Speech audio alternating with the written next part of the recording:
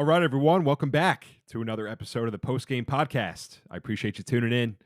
My guest today is a franchise broker and the founder of the Fran Dream, a franchise consulting company that saves you time, helps you avoid frustration, and streamlines your search across franchise opportunities. He began his career in the restaurant business, gained experience there in several franchises, and then founded the Fran Dream to empower entrepreneurs and sports professionals to go after their business ownership dreams. He helps former athletes maximize their success in business, craft personalized paths to franchise ownership, and establish franchise network connections. His name is James Hilovsky. Bit of what we talk about is what is a franchise. He'll break that down for you. Why he works with athletes, being one himself, or a former athlete himself. He sees many commonalities across former athletes that end up having success in business. And then some examples of successful franchises that he's partnered folks with. So go ahead and check out video episodes on YouTube as well, or visit social medias, which will be linked in the show notes. We'll have more video episodes coming on Spotify soon. And if you feel inclined to do so, give the show a rating, please, on Spotify, YouTube. Unless it's a bad rating, you can skip that and not give it a rating. But enjoy this conversation with James. Really cool to hear about what he's been doing and helping former athletes. So please enjoy this conversation with James Hilovsky.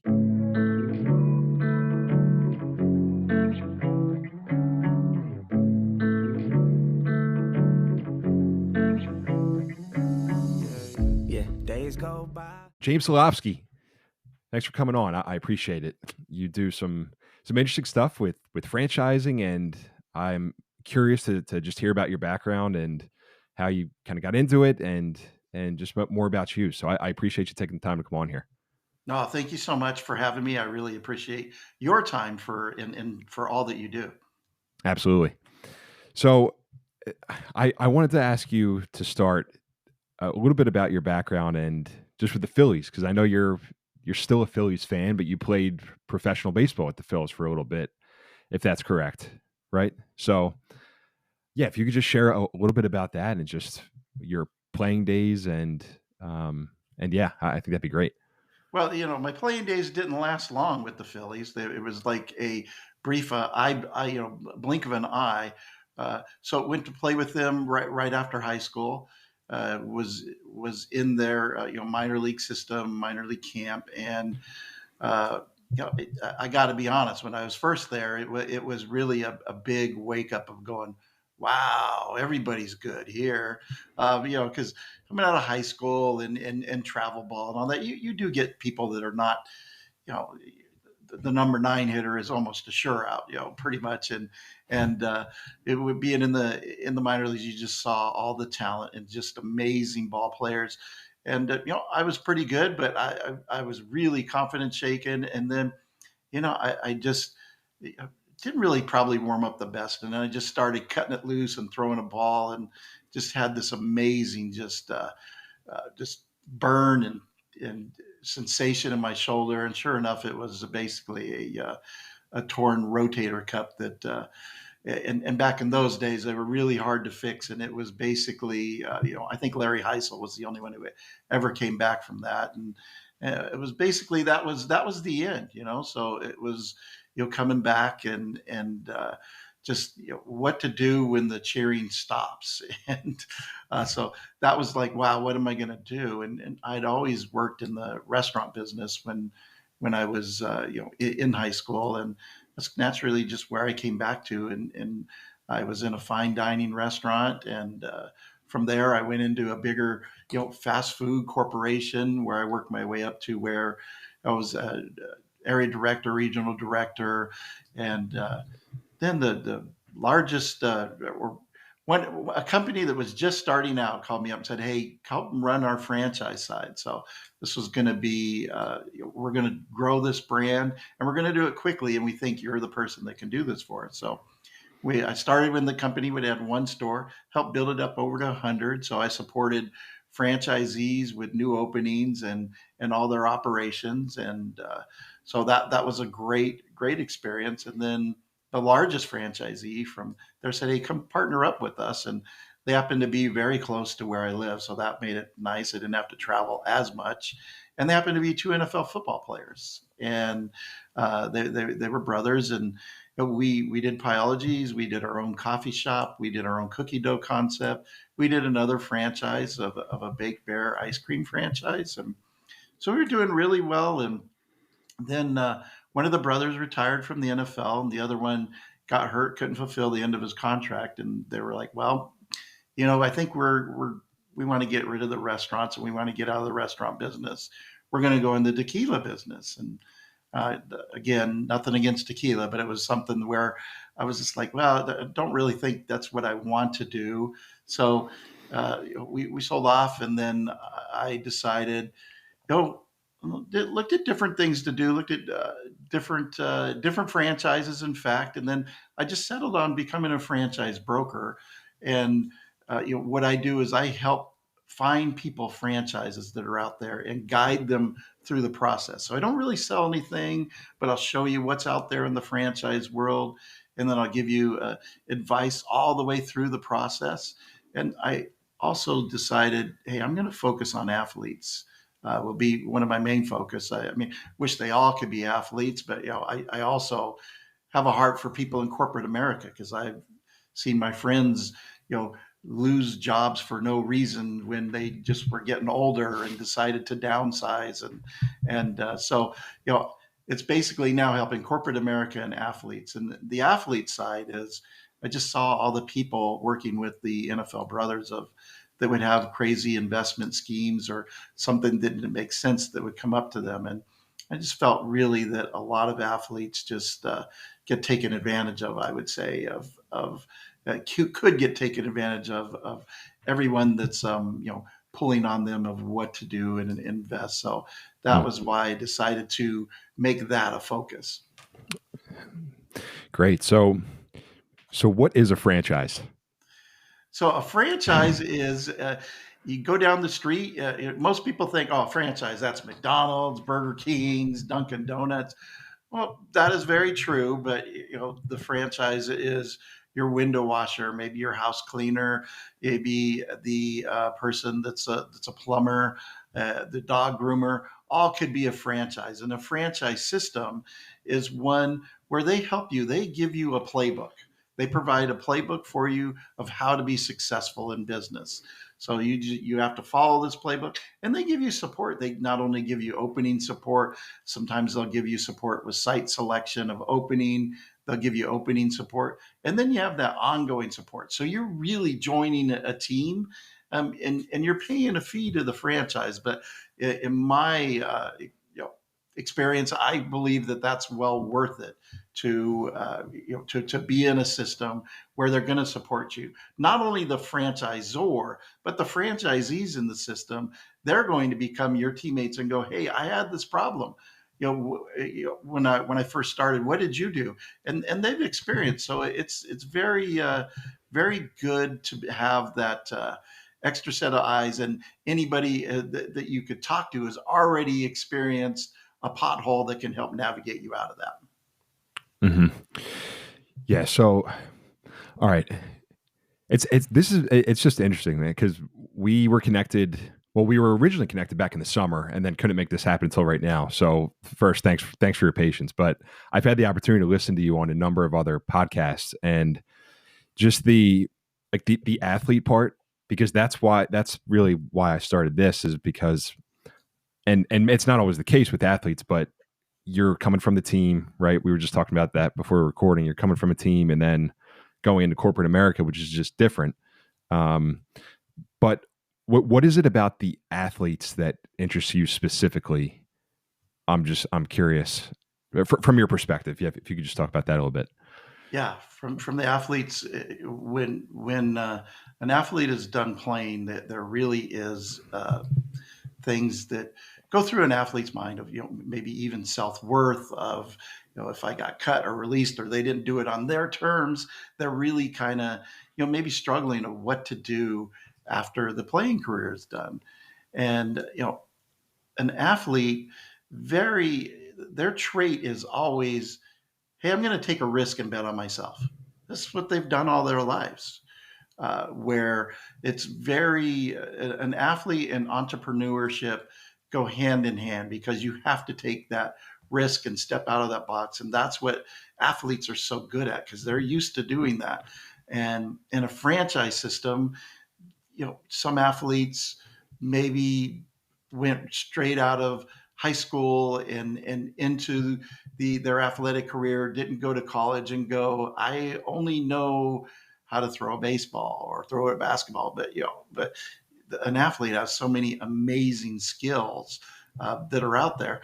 But they might think, well, I don't have any skills that relates to business. In a franchise, they go, hey, if you want to be in HVAC and have an HVAC company, we'll help you hire the right people. We'll show you how to run this business. You have to run the business. You have to hire, a team of people, but we'll tell you how to do that, and we'll give you the blueprint. So the franchise really is coaching you along the way to what to do. So you can have an HVAC business even if you know nothing about HVAC. And with athletes, that's like, oh, okay, yes, okay, give me that playbook, and I'll make this work. And another part too, an athlete always has highs and lows in their career. And in business, you're going to have a high and a low.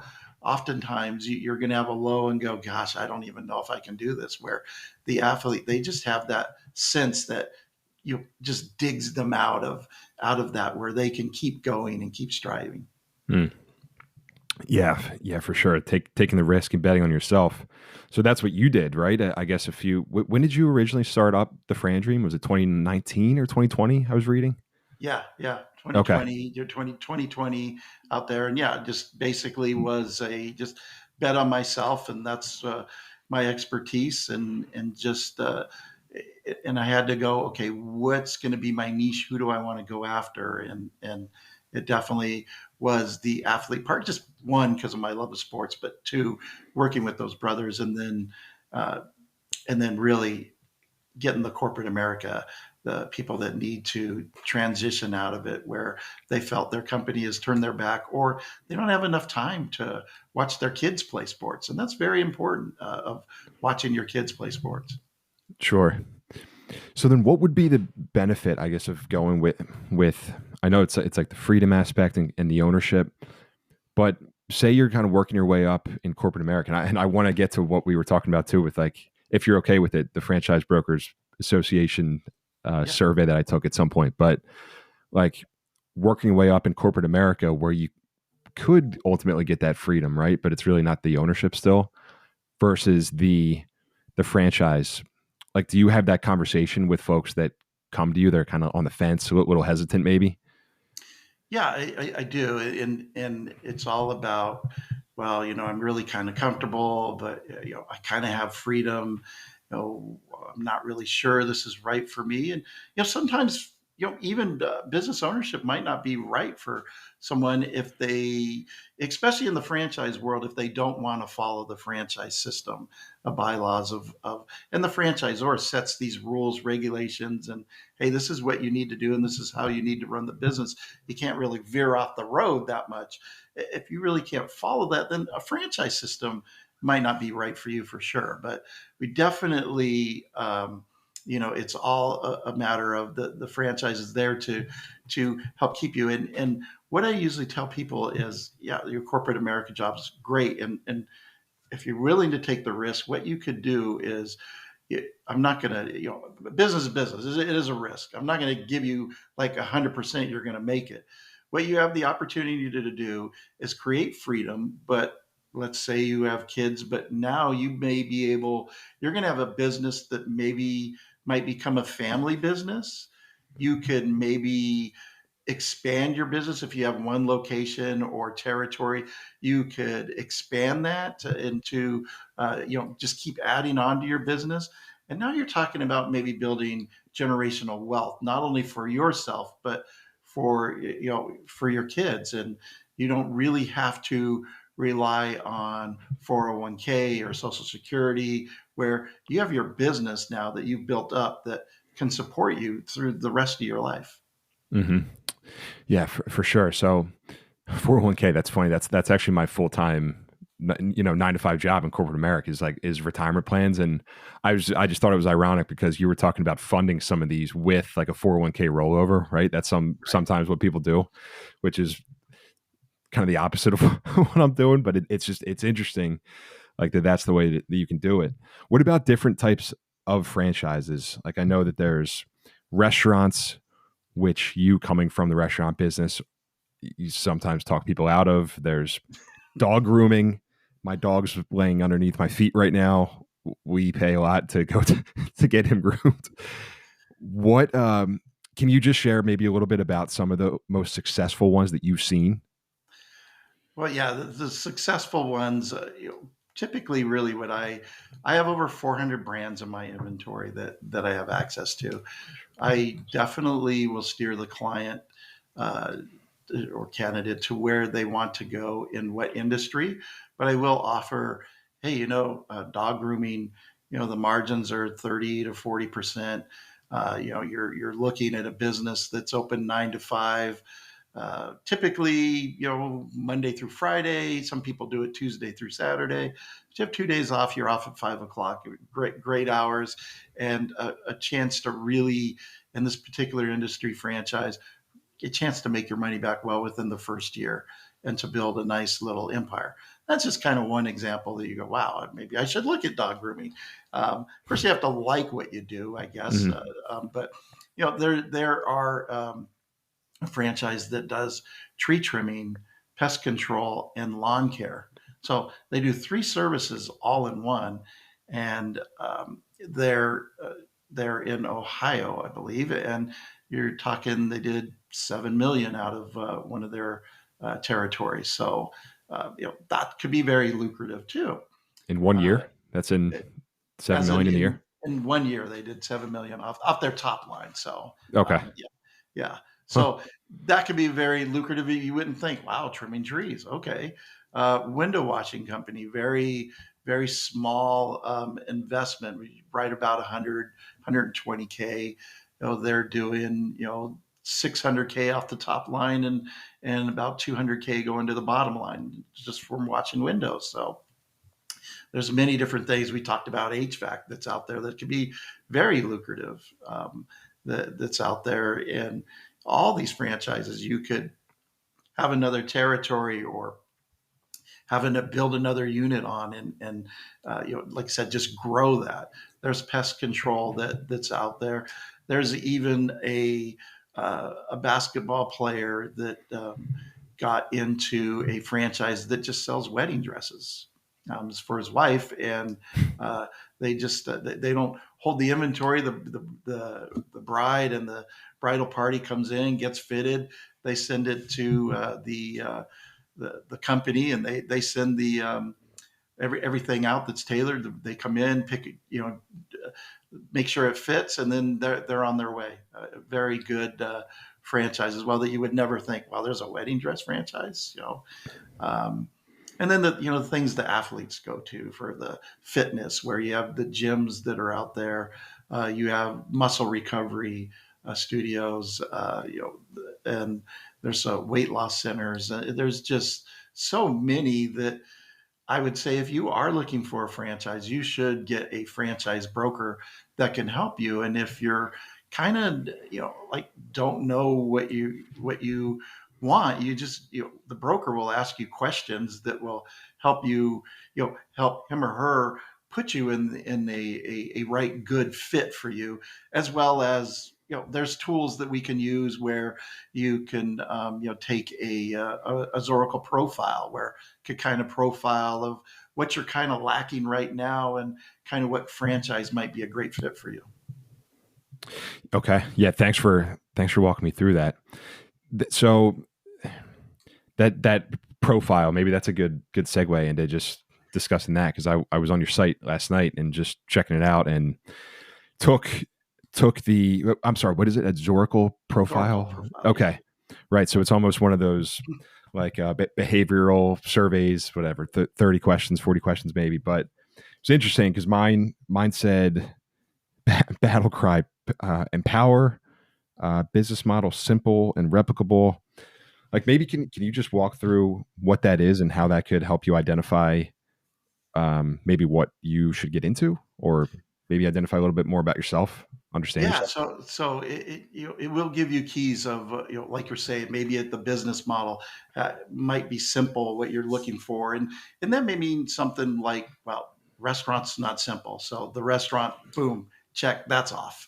uh, of course, myself, I still talk with the client and candidate and try to figure out what that is, because it's just like sometimes you can have too much analytics, okay, because you know in the NFL, I think coaches are getting a little crazy on going for it on fourth down and not kicking field goals. But enough said on that.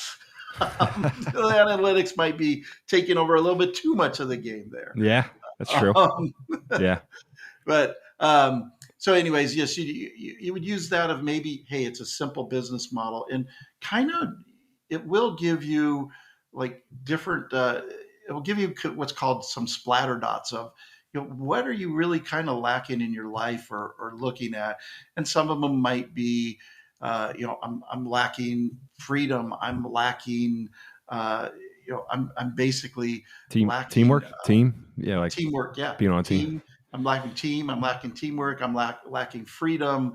I'm really basically uh, that's kind of what I'm looking for. So then that goes, okay, well, get you a job, a franchise that maybe is like dog grooming, where it's only 5 days a week, where you have those 2 days off, and you are done at 5 o'clock. And is it a franchise that you could get a manager to run the day to day for you, and you could either keep your job, or you're gonna and then transition into it, and then the manager will basically be running the day to day, but you'll be running the business.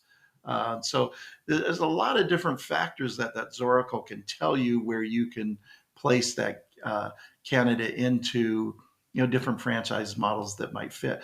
I typically will show a candidate 5 to 10 different franchises that I think might be a fit, and there are what the candidate would do, go, gosh, James, you show me these 5 or 10 franchises. I really love these, three businesses. I want to talk with the franchisor. Then what I will do is I'll introduce them to the franchisor, make that introduction. And then as they're going through the process and learning more about the franchise, I'll help them with different decisions that are out there if they need Got help. it. Okay. Yeah, and that's what. So before we were recording it, that's our recording here. That's what my survey showed. It's like you want freedom and you want teamwork, which are both things that are in my life currently. But maybe that's what I'm like really looking for, and that maybe that could help me, help match me up with something if I was a candidate. So um, one thing I've heard you talk about too is the involvement of athletes or anybody getting into the franchises. Like sometimes maybe there's a misconception of, all right, they can just sign up for it and then step out of the business.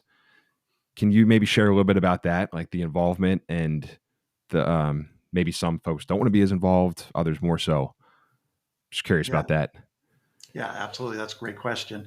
So there's some when you first start talking franchising, some people will think, well, okay, so I'm just going to buy into the business and they're going to run it, and I'm just going to just kick back and just collect my money. Well, no, you're really buying a business for you, and it's your business to run it. It's your assets that you're putting into the business. So there's always going to be a franchise fee that you pay up front to the franchise, and that's to collect their wisdom, cover their training costs, cover their initiation fee. And then you're going to have the total cost of to start the franchise. It's not going to the franchisor, it's your cost of opening the business. So you might need an office space, you might need to do a build out, depending on what the franchise is, and they're going to clarify that it's going to cost you about 100,000 to 200,000 to build out, or if it's a big entertainment center, it could be much higher than that. So you're putting that money into that, you're building your business, and you're hiring your employees, and it's basically your business, and you make it run. At the end of the day, what you want to do in a franchise system really is find the franchise or that is going to give you the best support possible. And that is going to give you the best chance to succeed.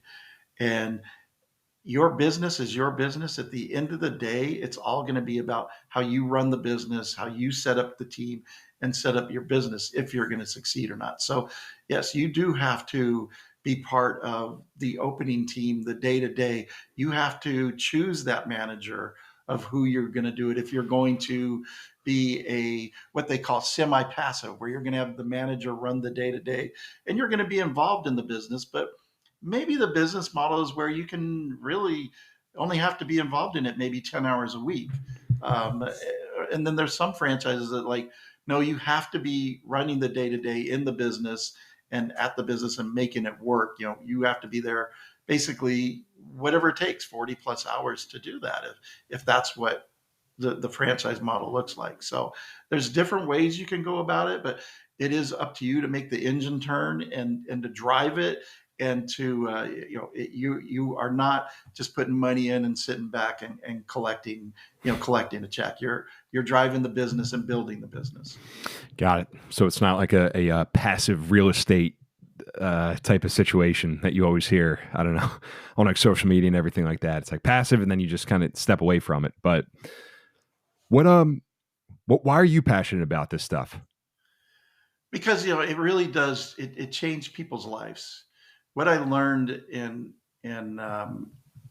just from my journey from going in and to Pyology and helping franchisees when I very first started working with them hand in hand, if I would tell them to make a change into the restaurant or do this or do that, and it made operations easier or save them money, you know, it really it changes their lives. There's some franchisees that I've coached and they've said, "Wow, you really have helped me streamline my operations. I now have some more time with my family." So it changes their life. So in this aspect too, if it's helping someone transition out, it changes their life and it gives them a chance at typically generational wealth or it just a someone who's like, hey, I'm in HR. I love my job. It's a great job, but I can see in about a year, I think they're going to get rid of me. You could kind of see it coming, and they're like, that's why I want to get a franchise. So, and you play someone, and they find a great fit, and now that stress is relief that okay, I was going to be let go of my job. Not that I had bad performance, it's just they were going to downsize. And now I have this and I can put all my efforts into this and all of the hours to build this is building this for me instead of company X. So it is a very great mindset when you can get into that entrepreneur spirit that, hey, I'm doing this for me, my family, and not the company. And Mm-hmm. it is very rewarding. Yeah, that's great. Yeah, you've seen it change people's lives. That's awesome. Um, all right, James. What books are over your shoulder? Oh well, there's definitely all different franchising books. There's a little Tony Robbins.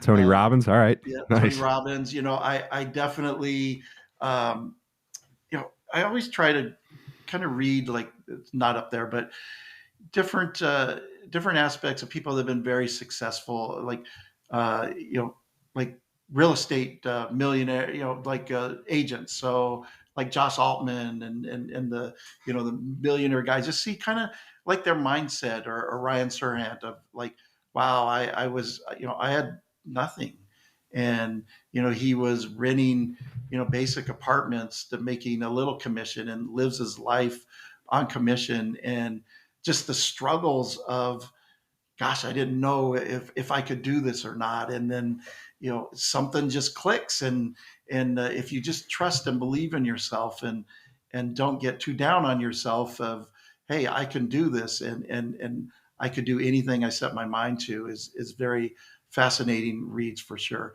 I Mm. definitely love to read all the sports biography just about the sports athletes and coming up and how they had to deal with adversity and that's another reason why I think athletes deal with more adversity sometimes than people in corporate America that of just having to deal with through their lives of having to deal with that and how to persevere and fight through that. I totally agree. So from your perspective, then, because that's what I've liked just hearing from people on this podcast, just about their mindset, and it's been mostly athletes that have come on or former athletes, and just talking about like what's helped them. You were saying before that you're at almost a one man show. Like I know you have teams that are in the background helping you out, but how do you keep that in perspective for yourself and like just staying on track if you're struggling with maybe it's slower with the business or anything like that? Like what are you doing for yourself to keep going? That and sometimes it can become a roller coaster of, wow, I'm really it's really getting tough where I have candidates coming out and it's great when they're in there in the pipeline, and sometimes it's like the pipeline's a little shy. I could see, if I look in the future, I go, ooh, my pipeline's getting a little thin. This could be trouble coming, and the thing is just try to stay positive, knowing that that this was the path that was shown to me. God put me on this path, and he didn't wake up one day and go, geez, I think I put James on the wrong path. It's just, that belief that you're going to be okay, and just trust, just trust in everything, and trust that you are out there, that everything's going to be okay, and to keep going. And, the worst thing just, and really, I kind of turned back to equate it to in my playing days of an athlete of, when you were in a slump, hitting slump, did you just go in the corner and just, sit there and go, gosh, I don't know how I'm going to get out of this slump. I'm just going to, I'm just going to sit here and it's all going to get better. I'm going to feel sorry for myself. And, I've grounded into 3 double plays in my last at bat. Am I going to ask the coach to pinch it for me? And it just draw back on that. And it's like, what did you do? Well, I went in the cage more, and I hit, and I went out to coaches and said, what do you see? What do you see? Did you see, is my elbow up? Am I striding too far? Is my swing down, uppercutting? So it's a matter of, keep going, persevere, ask for help. If you're, ask some different peers of there for some help and guidance, because everybody needs guidance. And I think that's kind of key when things are going well. Just, have some time where, I have a network of brokers that I could talk to and go, hey, here's what I'm struggling with. And they could just give you words of encouragement and no real advice, but that kind of puts you up. So that's definitely kind of how I kind of do draw back on the athletic days and go, you got to keep going. You're never, just got to work harder at it. Yeah, man. I love that. I've never even really considered that analogy because I was a baseball player too. Like I think I shared with you in college, but yeah, like you're not just gonna quit the team or something just because you're going through a slump. It's the same. I mean, I could probably adopt that mindset for my day job right now too. It's like you may be struggling or you're making cold calls or whatever it is, and people aren't answering. Like you can't just quit the job. Like you have to keep showing up, man. Right? I mean, so that's awesome. I appreciate that. And then so your kids too. I think if I did this research correctly, you have a daughter and then maybe a son? Is that Yes. is that right? Yes. Okay. Yeah. I was curious, like if you don't mind me asking, because I think your daughter might have been a college athlete too. What what advice did you give to her, like transition? Because she was an athlete going from playing sports into either corporate America. I'm not exactly sure what she's doing, but Yeah. like what advice did you share with her? Well, she was a water polo, got a water polo scholarship to Indiana and was a water polo player. And she had a very interesting dilemma because she her first 2 years were great. Her junior year, they were doing really good. Then COVID hit and canceled the rest of their season. Mm. So, that was very, she was doing very well in school and did well in school. And coming up on her senior year, she was like, well, Dad, I don't know that they're going to have a right to schedule. It seems like it's very going to be limited. It was all the unknown, right? I don't know what the season's going to be. And she goes, I love playing water polo. I don't think that I'm going to play pro because playing pro requires me to go overseas. There's no pro in, US. So I think I'm going to just graduate early because, there's what's the point at this point? If it's going to be, a wonky season, why don't I just go out and just go out and just start my life? And for me, at first, I was like, well, you only get this chance once. You're a kid. Keep playing for as long as you can play.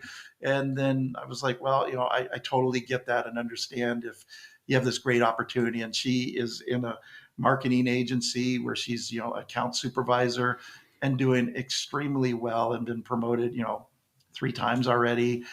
So, your whole advice is, just keep that drive of, when you were just in sports, just keep that drive of being the best you can be, and just work very hard at it, and just be not only work hard, but be that person to where if someone's struggling, they'll go, hey, I could come up to you and get advice.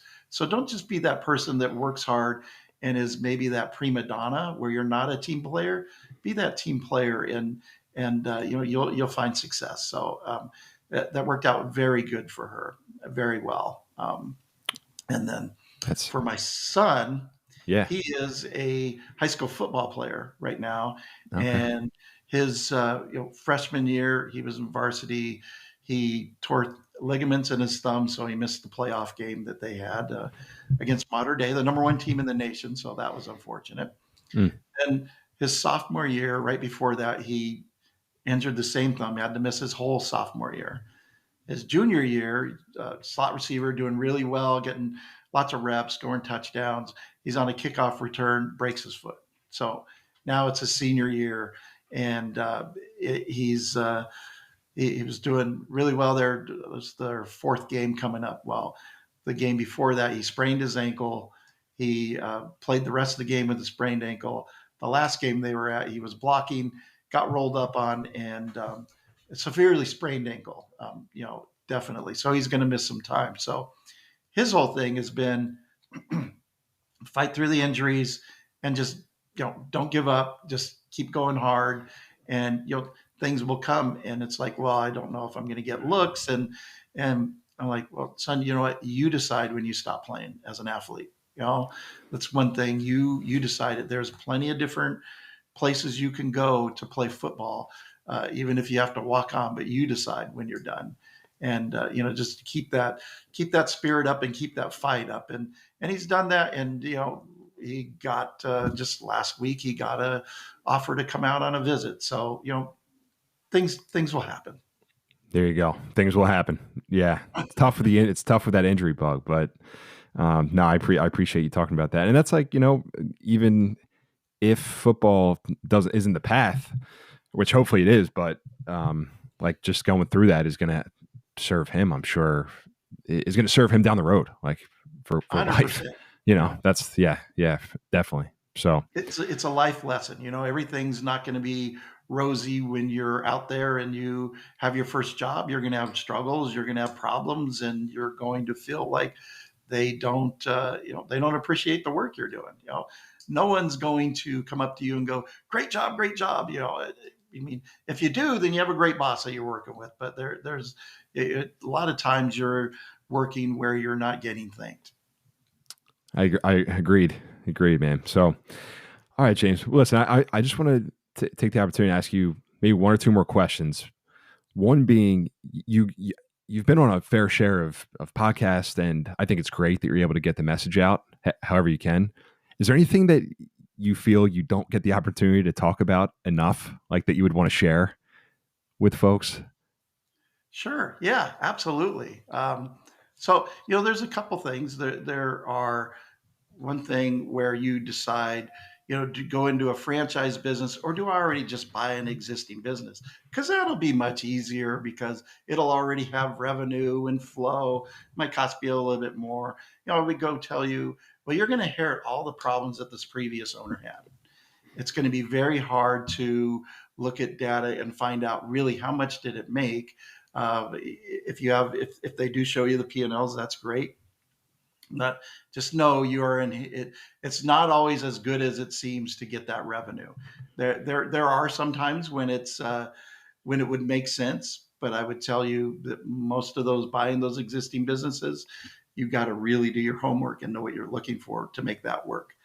And then the other thing that I'm glad you told me, you gave me this opportunity with this question is, if you ask me what is the worst part of what I do, and I will tell you, it's when you work with a candidate, you show them different franchise options, and it's that time for them to decide of, what franchisor do you want to talk to or whatever, and then you get ghosted. You never get a phone call back. You text them, you never get a text back, and it's just, you're not going to hurt my feelings if you say, "Hey, I'm going in a different direction," or "I just don't feel the timing's right." That's okay with me. Just let me know. And that is the most frustrating part of what I do is just the ghosting of just get back to me. It's okay. It saves me time of having to follow up with you. Just let me know. So I'm glad you asked me that because that's my most frustrating part of what I do. Yeah, well, definitely. That's funny you say that because I recently had the chance to talk to Adam Brenneman. Are you familiar with that name? Yes. Okay, football player, yeah, Penn State, and I asked him, I was like, what's one thing you struggle with? Like, what's one thing you really want to improve? And he was like, communication to my team. And he was like, sometimes just saying no to people is tough, and I face this too occasionally because you don't want to maybe hurt somebody's feelings, or it's like that person would be better off if you just said, hey, now's not a good time, maybe down the road, or even just no. Like that's a really hard thing that I think I need to improve with too, and just like being straightforward with that communication. So yeah. So if you're in the process with James, tell him you're not going to do it. Tell me no if you're not going forward, right? Instead of disappearing, man. I know. I hear you. That's tough and something I need to do a better job of too, just in general. But well, awesome. So James, this is cool. I think what you do is just super interesting, and that's why I wanted to sit down with you. So I'm happy we were connected. If I'm somebody, like if I'm it's either a current athlete or a former athlete that wants to reach out to you and just like wants to get started, what does that process look like? And then maybe share where they can find you. Yeah, definitely. So the process basically is just really a very short 5-10 minute phone call to just kind of explain, franchise process and just if it's something that makes sense to explore. So just a brief intro call would be incredibly, you would get some knowledge from it. They would get some knowledge from it. And, you can find me at my website, thefrandream.com, or just James at thefrandream.com. Just shoot me an email, and would love to connect and talk with anyone. Perfect. Well, I hope maybe one or two people can reach out to you and see if this makes sense for them. Maybe they'll get into dog grooming. Maybe I should do that actually. It's a great business. Take my dog. It really is. I'm sure it is. That's what I've heard you mention it so many times. I'm like, I take like everybody has a dog, at least in my neighborhood. I'm sure it's pretty lucrative. So I don't know. It'd be interesting just to get started on that. But anyway. All right, James. Well, thanks again for your time, and looking forward to staying in touch with you. Thank you so much. I really appreciate you having me. I had a blast. All right. You got it.